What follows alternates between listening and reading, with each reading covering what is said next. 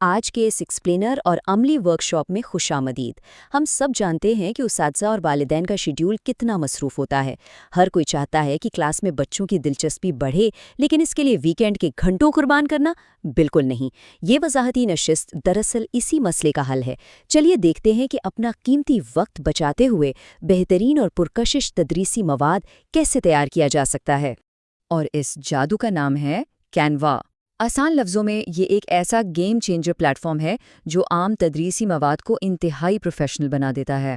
اور سب سے مزے کی بات، اس کے لیے کسی قسم کی گرافک ڈیزائننگ ڈگری کی ضرورت نہیں۔ بنا کسی بھی ٹیکنیکل مہارت کے شاندار ایجوکیشنل مٹیریل بنانا اب حیرت انگیز حد تک آسان ہو چکا ہے۔ آج کے اس ایکسپلینر کا مختصر ایجنڈا کچھ یوں ہے۔ پہلا، انٹرفیس کی بنیادی باتیں اور وقت بچانے والے ٹیمپلیٹس۔ دوسرا، دلچسپ سائنس پریزنٹیشنز۔ تیسرا، انگلش ورک شیٹس ڈیزائن کرنے کا طریقہ۔ اور چوتھا، ویژول فلیش کارڈز اور کلاس روم پوسٹرز۔ بس سرسری سا جائزہ لیں گے اور آگے بڑھیں گے۔ تو چلیے سیدھا پہلے حصے کی طرف چلتے ہیں، انٹرفیس کی بنیادی باتیں اور وقت بچانے والے ٹیمپلیٹس۔ اکاؤنٹ بنانا اور شروعات کرنا واقعی بچوں کے کھیل جیسا ہے۔ صرف 4 آسان قدم۔ کینوا کی ویب سائٹ یا ایپ کھولیں اور اپنے عام جی میل اکاؤنٹ سے سائن اپ کریں۔ اور ہاں، اس کا فری ورژن ہی تدریسی مقاصد کے لیے کافی سے زیادہ ہے، اس لیے فوراً کام شروع کیا جا سکتا ہے۔ چوتھا قدم اس کے ڈیش بورڈ کو سمجھنا ہے، جہاں سے ساری کریٹیوٹی شروع ہوتی ہے۔ ڈیش بورڈ دیکھ کر گھبرانا بالکل نہیں، اس کا انٹرفیس بہت ہی سادہ ہے۔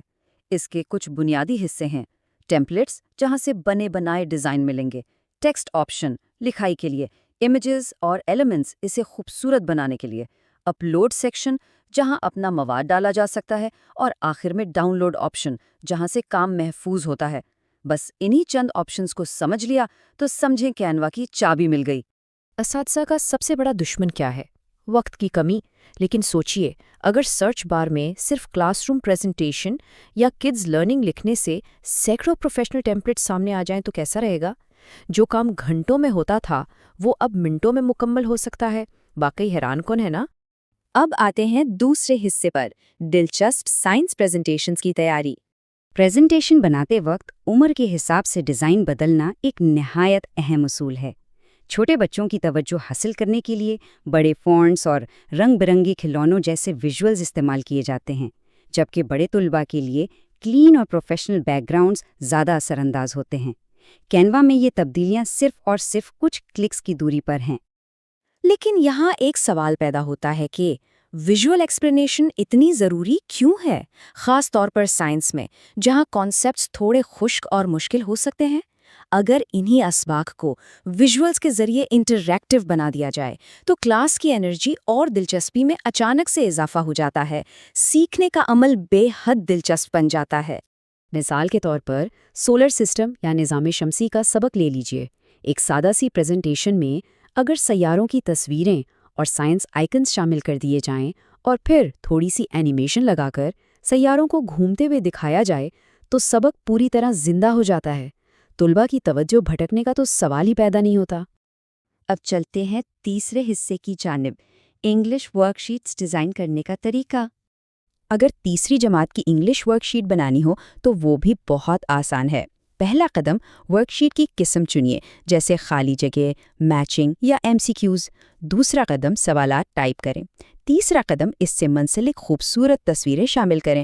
اور چوتھا قدم، پریکٹس سیکشن کو فارمیٹ کریں۔ دیکھا، سوالات کو تصویروں کے ساتھ جوڑنے کا یہ پورا پروسیس کتنا لاجیکل اور آسان ہے۔ اور اس ہنر کی سب سے اچھی بات اس کی فلیکسیبلٹی ہے۔ اساتذہ انہی طریقوں کو استعمال کر کے کلاس کے لیے مٹیریل بناتے ہیں، اور مائیں بالکل یہی ٹرکس استعمال کر کے بچوں کے لیے گھر پر پریکٹس شیٹس بنا سکتی ہیں۔ ایک ہی ٹول اور فائدے بے شمار۔ اب بڑھتے ہیں آخری حصے کی طرف، ویژول فلیش کارڈز اور کلاس روم پوسٹرز۔ یہاں سوچنے کی بات یہ ہے کہ ویژول مواد الفاظ یاد رکھنے اور دلچسپی بڑھانے میں اتنا تیز کیوں ہوتا ہے؟ دراصل انسانی دماغ الفاظ کے مقابلے میں تصویر کو بہت تیزی سے پروسیس کرتا ہے۔ جب پڑھائی کو تصویر کی شکل دی جاتی ہے تو سیکھنے کی رفتار ڈبل ہو جاتی ہے۔ فلیش کارڈز اس کی بہترین مثال ہیں۔ جب سیب یا کتے جیسے الفاظ کو ان کی رنگین تصویروں کے ساتھ دیکھا جاتا ہے تو بچے رٹا لگانے کے بجائے فوراً سمجھ جاتے ہیں۔ پھلوں، جانوروں یا رنگوں کو جب اس طرح پکچرز کے ساتھ پڑھایا جائے تو وہ ہمیشہ کے لیے ذہن نشین ہو جاتے ہیں۔ اور صرف کارڈز ہی کیوں، کلاس کی دیواروں کو بھی سیکھنے کا حصہ بنایا جا سکتا ہے۔ کلاس روم کے رولز، حروف تہجی کے رنگین چارٹس یا سائنس کی ڈائیگرامز والے پوسٹرز کینوا پر منٹوں میں ڈیزائن کیے جا سکتے ہیں۔ یہ چھوٹی چھوٹی چیزیں مسلسل ویژول ریمائنڈرز کا کام کرتی ہیں۔ تو ہم نے اس ایکسپلینر سے کیا سیکھا؟